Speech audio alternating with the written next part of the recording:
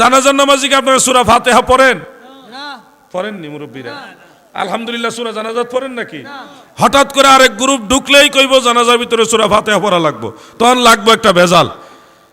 ভেজাল লাগবে কিনা ভাই? আমি এগুলি বুঝাই দিতেছি। জানাজার নামাজে আমরা কেন সূরা ফাতিহা পড়ি না? রাসূল করিম সাল্লাল্লাহু আলাইহি ওয়াসাল্লাম থেকে এক দল সাহাবী হাদিস বর্ণনা করেছেন, একজন দুইজন আর তিনজন না, এক দল সাহাবী।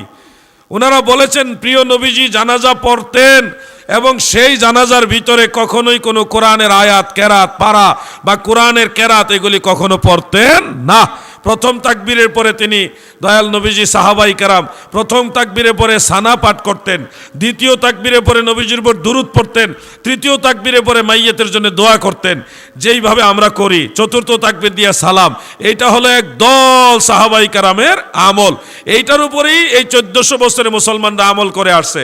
এখন ধরেন এতগুলো হাদিস যে আছে, যেই হাদিসগুলি দ্বারা আমরা জানাজা যেভাবে পড়ি এটা প্রমাণ হয়, হঠাৎ একজন আইসা বলবে এই হাদিসগুলি আপনারা বলবে না, বলবে অন্য একটা হাদিস যেটার উপরে পূর্বের ইমামরা কেউ আমল করে নাই, ওই হাদিস মাঝখানে শুনাই কইব যে জানাজার ভিতরে সূরা ফাতিহা পড়তে হবে। এই লাগবে কিন্তু একটা ভেজাল।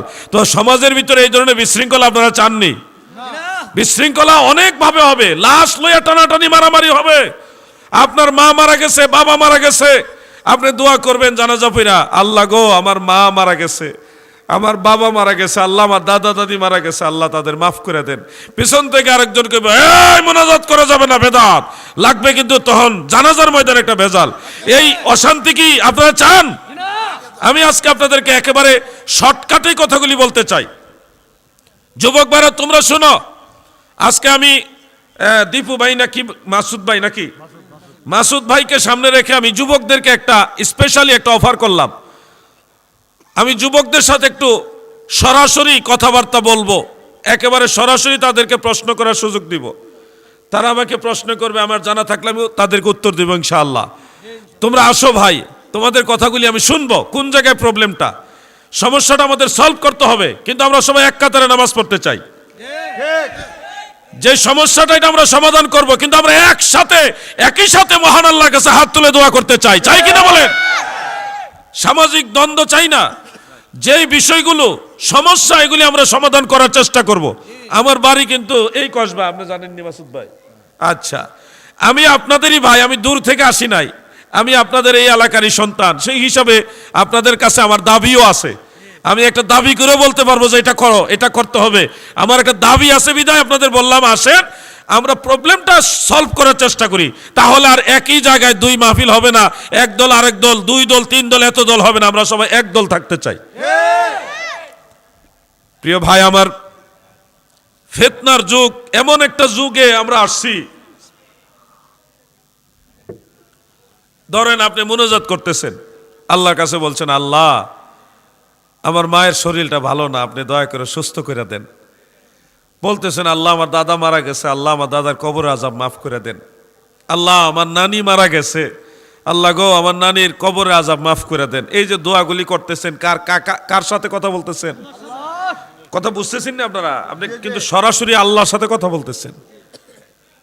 আপনি ডাইরেক্ট আল্লাহর সাথে কথা বলতেছেন, আল্লাহ আমার এটা সমস্যা আপনি সমাধান করে দেন।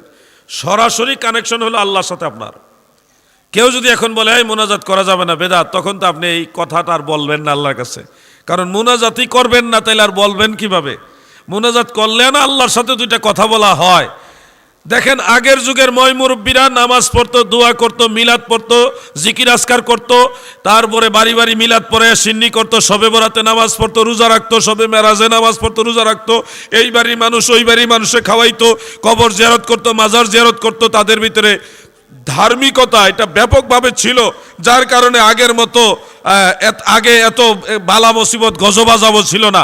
আর এখন দেখেন দুয়াও কমছে, মিলাদও কমছে, জিকির আজকারও কমছে, জিয়ারতও কমছে, মানুষ মেহমানদারি করে খাওয়া দাওয়া এগুলিও কমছে, কিন্তু হাসপাতালে রুগী বাড়ছে। থানার ভিতরে গিয়ে দেখেন মামলার সংখ্যাও বাড়ছে। ওই যে আল্লাহর রহমত কমে গেছে, আল্লাহর রহমত বরকত কমে গেছে, যার কারণে আপনাদের ভিতরে আগের মতো সেই দয়া, আল্লাহর যে দয়া এটা পাওয়া হয় না। বিদায় এখন হাসপাতালে সিরিয়াল বেশি। আগের মানুষ আল্লাহর কাছে দেখেন হাসপাতালে যাইতো, কিন্তু যাওয়ার আগে হুজুরের কাছে একটা দোয়া নিত, পানি ভরা নিত। এই যেগুলির মধ্যে বিশ্বাস করতো, দেখা গেছে অনেকের এই অনেক ভালো হুজুর ছিল যাদের একটা ফুয়ের মাধ্যমে রোগ বেমার মাফ হয়ে যেত। এরকম অনেক উপমা আছে। আমরা আড়াইবাড়ি হুজুরের কথা, বড় আগের হুজুরের কথা, গোলাম হাক্কানি হুজুরের কথা না মনে আসেনি আপনার? আড়াইবাড়ি পিসা হুজুরের কথা আমার মনে পড়ে। আমি ছোট ছিলাম, উনি বৃষ্টির জন্য নামাজ পড়ে বাড়িতে যাওয়ার আগে বৃষ্টি নামছে। এগুলি আমাদের চোখে দেখা, আকসিনা মাঠে, ওই ঈদগার মাঠে 79 সালে। এই আগের গোলাম হাক্কানি হুজুর, আগের হুজুর, এটা আমাদের আব্বা জানের কাছে এবং দাদার কাছে আমি শুনছি। এবং আড়াইবাড়ির হুজুর ছাড়াও সতরার হুজুর আছে, ওনাদের অনেক কারামত। ওনারা দোয়া করলে কাম হইতো। ওনারা পুকুরের মধ্যে ফু দিছে, কইছে পুকুরতে পানি নিয়ে খা, ওই খাইছে, ওর সাথে সাথে আল্লাহ দয়া করছে, পেটের ব্যথা ভালো হয়ে গেছে পুকুরের মধ্যে ফু দেওয়ার পরেও। তো এগুলি হলো বিশ্বাস ভক্তির উপরে। আল্লাহ মাফ করার মালিক তো আল্লাহ। মাফ করার মালিক কে? আল্লাহ। আপনি যখন আল্লাহর একজন মায়ার বান্দাকে ভালোবাসবেন, মহব্বত করবেন, এই মহব্বতটা তো আল্লাহর জন্যই আপনি করবেন। এই জন্য এটা আল্লাহ বিফলে দেয় না। বিশ্বাস ভক্তিও কমে গেছে। এখন মনে করেন মেরাজ নিয়েও মানুষের সন্দেহ। কোথায় গিয়ে পড়ছে আমাদের অবস্থানটা? এই যে আগামীকাল অনেকে রোজা রাখবে, সবে মেরাজ উপলক্ষে রোজা। অনেকে আগামীকাল রাত্রে খাবার খাবে, অনেকে আজকেও খাবে। এই যে সবে মেরাজের রোজা আছে, এটাই তো আপনারা জানেন না। আমাদের এই বয়সে যারা আছেন, আমরা তো আলহামদুলিল্লাহ মনে পড়ে বাল্যকালে এই মসজিদে সবে বরাতের হালুয়া রুটি, মিলাদ মাহফিল, জিকির আজকার কতক্ষণ কইরা খাইয়া আরেক মসজিদে মাইকে আওয়াজ পাইছি, দৌড়াইয়া ওই মসজিদে গেছি, গিয়া ওই মসজিদে কতক্ষণ ওয়াজ শুনছি, এরপর জিকির করছি, মিলাদ পড়া দোয়া করছি, এরপর ওইখানেও আবার তবরক খাইছি। খাইয়া আবার দেখছি কোন মসজিদে আওয়াজ হইতেছে, ওইটা দৌড়ে গেছি, গিয়ে ওইখানে আবার মিলাদ পড়ছি, জিকির আজকার করছি কইরা, তারপরে তবরক খাইয়া 2-3-4 মসজিদে খাইয়া যখন দেখলাম সব মসজিদের মাইক বন্ধ হয়ে গেছে, তখন এলাকার মসজিদে যাইয়া যদ্দুর পারছি নামাজ কালাম পইরা সবে বরাতের রাতটা, সবে মেরাজের রাতটা, এটা কিন্তু আমরা ইবাদতের আনন্দের সাথে কাটাইছি।